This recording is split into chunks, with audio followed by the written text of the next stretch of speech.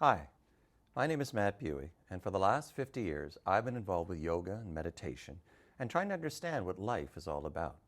For the last 25 years, I've been a self-employed financial and life planning advisor. I have a Bachelor of Science degree in psychology and economics, and I've been married to a psychologist for the last 30 years. I have found many people aren't comfortable with the notion of money and how it affects them and their concept of who they are and where they fit in with their life. When talking about one's self-concept, the idea of mindfulness comes up quite often. One definition of mindfulness is the ability to be in the present moment and thoroughly live it, not necessarily focusing on the future or remembering the past, but truly being in the moment in a calm, aware state. Many people ask, what has mindfulness got to do with money or my relationship with life? When people think of money, whether they have it or they don't have it, it's an emotional issue affecting many parts of their life, including their self-esteem and how they value themselves. It's certainly more helpful to deal with these very strong emotional reactions in a calm manner than being anxious about them. Are you comfortable with who you are? Or are there things you'd like to change in your life, but you're not quite sure how to do it? One way of looking at what motivates you is to understand what your core values are. What's really important to you? What makes you come alive? Are you living it? Oftentimes, many people want to run away from their fears and their challenges. There's a Latin phrase called amor fati, which translates into love of one's fate. It describes an attitude in which one sees everything that happens in their life, including suffering and loss, as good, or at the very least necessary for our growth. Those who can totally embrace and be okay with the challenges of their life and learn from it, these people tend to get the most out of life. They achieve a sense of accomplishment, peace of mind, and happiness. The psychologist Abraham Maslow articulated a hierarchy of needs, which is a wonderful paradigm to describe the human condition, with our need for safety and survival being the foundation of this, to feeling loved and belonging, to our positive self-esteem, and eventually experiencing self-actualization, which is the pinnacle of human personal achievement. Where are you with your understanding and experience of life in this paradigm? To know where you want to go, you first have to know where you currently are. We all have choices in life, and we all make them. Sometimes we make good ones, sometimes not so good.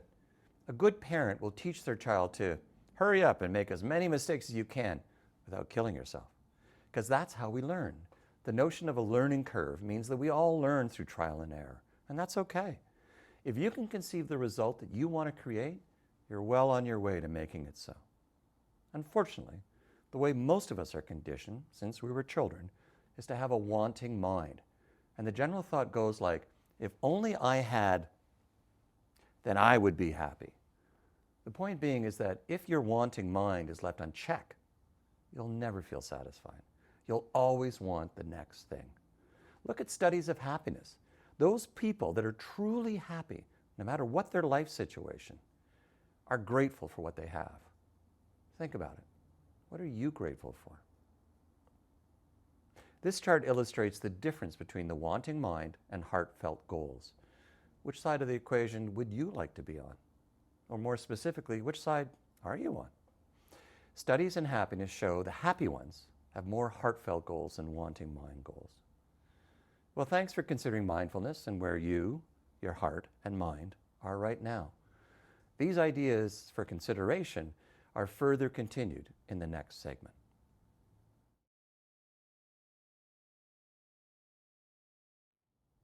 What's important about money for you sounds like a simple question, doesn't it? Most good questions do not have simple answers you can readily get to. They require time to think and explore. That's the mark of a good question. Most people who answer, what's important about money for you, typically say, well, money will give me the freedom to do what I want to do. Okay, what's important about freedom for you? Well, freedom will allow me to do what I want to do in this life. Okay, why is freedom so important for you? Freedom means I can be who I am and do what I want to do. Okay, why is that important for you to be who you are and do what you want to do? Well, you can see where this train of thought is going. Ultimately, when you can get down to the point where you can no longer answer the question, and it's now in a loop, you've now honed into what's important for you. what your core value in life is.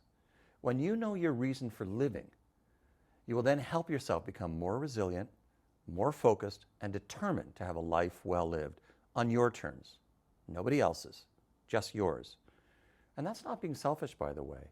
Your relationship with yourself is the most important one you'll ever have, because you're the one stuck inside you.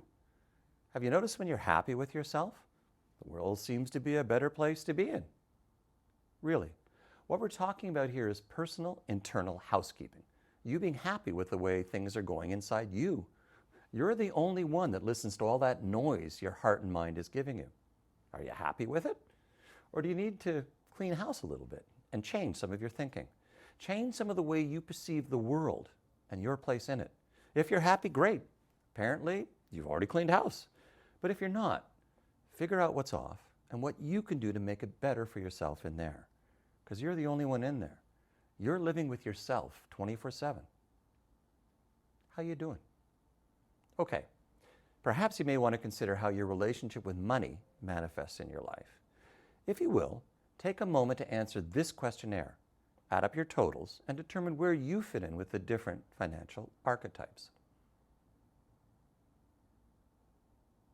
Now that you've had a chance to complete the questionnaire and assess the results, are they valid for you? Do they give you a little more insight into how you relate to money, our society, and the value our society gives to it? What's really helping you? What's hindering you? The reality is that everyone figures their way through life. There's no right or wrong answer. It's really what works for you. The notion being with these archetypes is that you need to have a little bit of all of them at different times of your life. And that's okay. Where do you fit in this paradigm? Is this information helpful for you?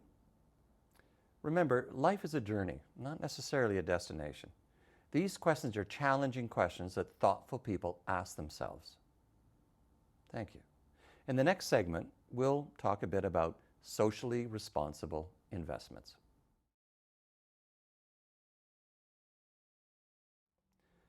Now that you've managed to save a little extra money, you may be asking yourself, well, what do I do with it? What should I invest in? A growing trend in the marketplace is responsible, sustainable, positive, impactful investments. And typically they're surrounded by the analysis of companies using their environmental, social, and governance record. Is the company a positive environmental contributor, or are they negative with the environment? Does their business have positive social outcomes? For example, with their customers, employees, and suppliers. Are they ethical in treating them fairly? In terms of governance, are the board of directors making sure that the executives of the company are adhering to those positive environmental outcomes and are consistent with their positive dealings with their suppliers, employees, and shareholders? As most of us know, rapid population growth and expanding consumption levels are accelerating our world's sustainability challenges in recent years. Climate change has been dominating headlines and has become a watershed issue. We're going through a massive social change, both with the pandemic, but also the increasing awareness of climate change and the negative effects it's having on our planet. Increasing sustainability interest has inspired us to think more about how we might improve. A simple example of this is that many of us are recycling, reducing plastic use, switching to electric cars, buying fair trade coffee. Responsible investing is part of the solution 90% of millennials want to invest responsibly, and 73% of all investors believe responsible investing is the wave of the future. The trend has already started. But for most investors, they still want to make positive returns, and fortunately, with the proper environmental, social, and governance way of picking investments, you can have it. While many of us care about sustainability and want our investment portfolio to fit our values, we also want to get good financial results. Fortunately, there's considerable strong evidence that sustainable investing tends to do as well or better than traditional investing. For instance, Société Générale Investment Strategy Research covering March 2013 to January 2019 found that high ESG companies tended to beat the broader stock market, and that companies recently pulling up their ESG socks outperform high ESG stock. With the help of the United Nations, the Principles for Responsible Investment were launched by a group of asset owners and asset managers in 2006. ESG can and should be used to help add investment returns and reduce investment risk. You can see there's some fairly lofty goals programs, and society and governments are actively working towards initiating and achieving these goals. Clearly, technology is transforming the world into a smart, clean, resilient, and fair manner. While it might not seem that it's happening, the truth is, it is. More and more money, close to US $100 trillion, is going into positive, impactful investing. Now, one common responsible investing tactic is referred to as ESG, or Environmental Social Governance Integration. This method typically ranks investment issuers using ESG scores, emphasizing high-scoring securities and de-emphasizing low-scoring companies within the portfolio. It's worth recognizing that the investments we select or reject can help play a part in which industries get more access or less access to capital. Popular negative screens often include things like weapons, tobacco, and fossil fuels. Another arrow in the sustainable investor's quiver is called shareholder engagement. This tool essentially tries to use our power as shareholders to influence management and strengthen the choices they make. The most exciting current trend in sustainable finance is called impact investing. This approach is all about achieving both financial goals and sustainability goals. Impact investing aims to help solve sustainability problems by increasing funding available to businesses and government initiatives focused on improving the world socially and environmentally. I expect sustainable investing to outperform for a couple of main reasons. First, internet-driven transparency is increasing awareness and concern around industries, products, and services that harm people and the environment.